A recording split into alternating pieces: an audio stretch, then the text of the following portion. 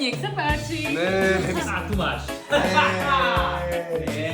Dobre, donesiem vám niečo. Plný Instagram kresťanov, ja nechápem, že dokážu takémuto niečomu veriť. Presne, ja nechápem, ako môžu veriť takým sprostostiam. Brate, ja verím v Boha, mne to dáva úplne zmysel.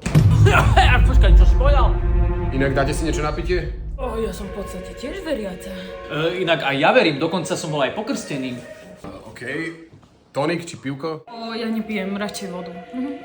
Nemáš niečo bezlaktozové alebo vegánske, čo neublížilo zvieratkám? Voda!